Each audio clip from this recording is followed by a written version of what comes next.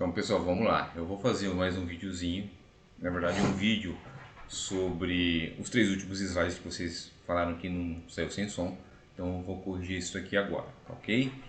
E assim que eu arrumar, entender na verdade o que está acontecendo, com certeza as videoaulas vão ser melhores, tá ok? Bom, eu estava falando sobre o Lombroso, salvo engano, foi isso daí, sobre as críticas à teoria de Lombroso, na verdade, eu passei. Então, eu falei sobre César de Lombroso, falei que ele leva em consideração tanto os sinais físicos quanto o coeficiente humano, que o humano como o humano age, a natureza humana, ele leva tudo isso em consideração além dos sinais físicos. Esse é um diferencial do Lombroso. Porém, ainda não posso associar somente os sinais físicos como o fator determinante para a delinquência. Tá? O Lombroso ele classificou os delinquentes da seguinte forma, vou passar para vocês agora. Como criminoso nato. O que é criminoso nato? Aquela pessoa que nasceu para delinquir. Nasceu criminoso, então aquele é um criminoso nato. Ele também classificou o falso delinquente ou pseudo-delinquente, que eu falei para vocês que pseudo é falso. Aquele delinquente ocasional, sabe aquela situação em que ocasião faz o ladrão? Então não é verdadeiramente um delinquente. Eu dei até o exemplo, tá? E eu vou passar de novo para vocês o exemplo do cleptomaníaco. O cleptomaníaco ele não é um delinquente. Na verdade, ele é um falso delinquente.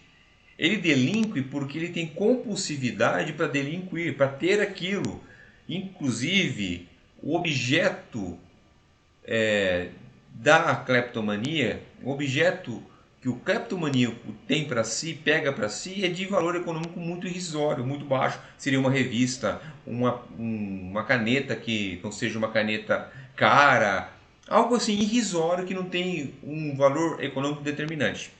Então isso é o falso delinquente. Isso na escola de Lombroso. Vou tomar uma aguinha aqui.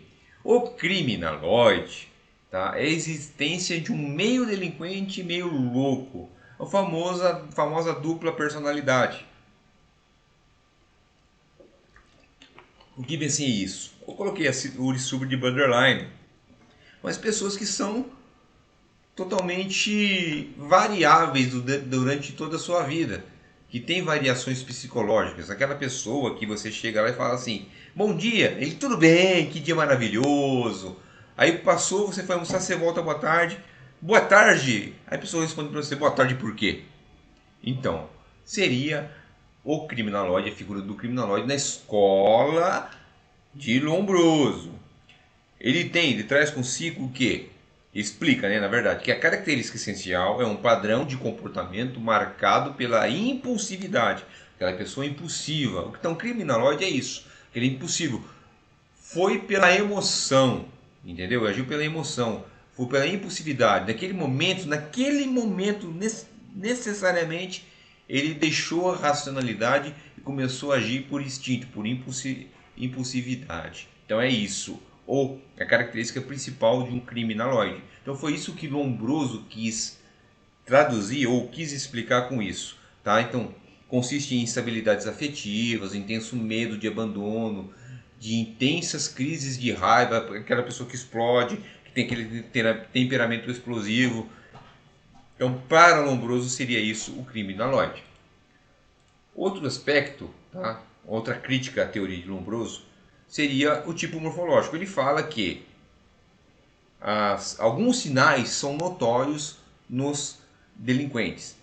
Sobrancelhas grossas, orelhas pontudas, queixo proeminente, o dente molar um pouquinho maior. Então são características que ele identifica como criminoso. Porém, isso daí não é um fator determinante.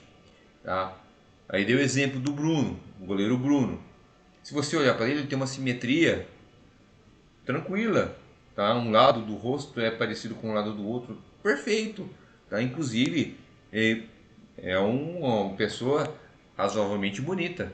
Tá lá, o Bruno. Então, quer dizer, não é um criminoso, não é uma pessoa boa, é um criminoso. Necessariamente, a morfologia dele não contribuiu para ele delinquir, de forma alguma. Se você olhasse para ele e falasse, nossa, você nunca imaginar que o cara ia cometer um crime.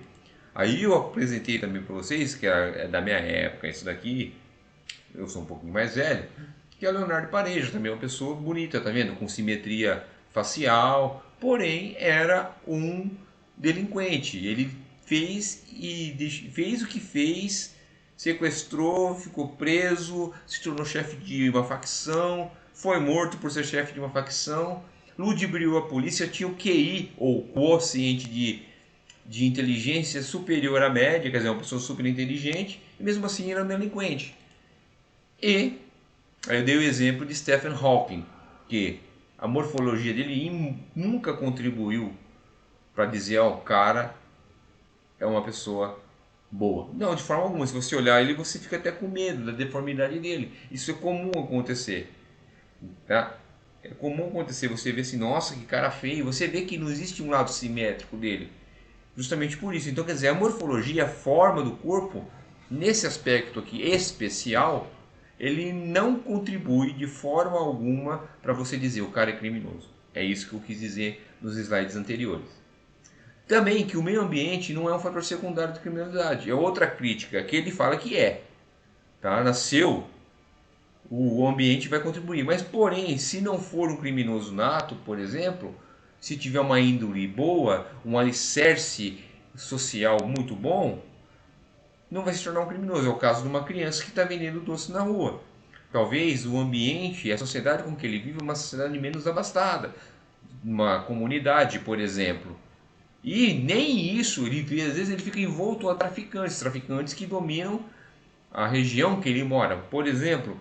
E mesmo assim não, está lá trabalhando, tá? Está produzindo de uma forma lícita.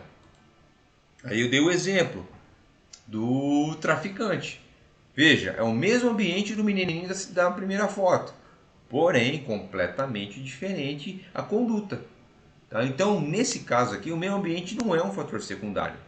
Não é, é uma crítica. Ele pode colaborar, é um fator exógeno que vem de fora, pode colaborar? Pode, mas também não determina. Aí eu dei o exemplo do Ike Batista, tá, que vive, né, ele é uma sociedade mais abastada, rico, na verdade um milionário, e mesmo assim foi preso.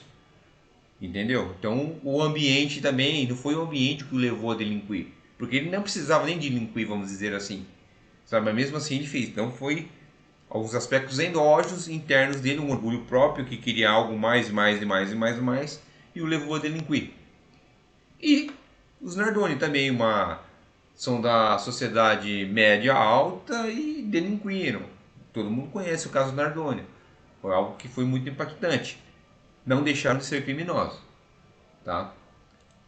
E aí eu falei sobre as teorias antropossociais, que o meio ambiente influencia. Isso daqui é trazido de lá do estudo da Escola de Lombroso, que o meio ambiente, o meio social influencia o criminoso antropologicamente nato, ou seja, aquela pessoa que nasceu criminoso, o meio ambiente ou sociedade que ele convive vai colaborar de uma forma bem relevante para que ele se torne um criminoso. Então, inclusive, ele até coloca aquele predisposto a cometer crimes, é nato, já nasceu com a natureza criminosa, considerando a possibilidade de haver uma predisposição. Isso a teoria antropossocial. E tem a teoria socialista que sustenta que as causas que levam o indivíduo a delinquir, ou seja, são duas teorias distintas. Uma fala que o meio social influencia, porém tem que ter predisponibilidade. Predisponibilidade não, predisposição, perdão. E outra teoria socialista que fala que o indivíduo delinque devido às suas fobias, o medo, tá? Medo, por exemplo, de temor à pobreza, de ficar pobre. Podemos usar a teoria socialista da criminologia no caso do Ike Batista. Medo de perder? Ah, eu vou querer um pouquinho mais, eu vou ganhar um pouquinho mais para garantir meu pé de meia, mesmo que for de forma ilegal. Seria uma aplicação da teoria socialista. Ou furto famélico, a pessoa que furta para poder comer. Furta para poder comer. Então, aí aplica-se também a teoria socialista na criminologia. E foi isso que eu passei para vocês, tá? peço novamente desculpa, pessoal, desculpas mesmo, sinceras desculpas, porque eu não sei o que está acontecendo, ou é a internet ou é a máquina.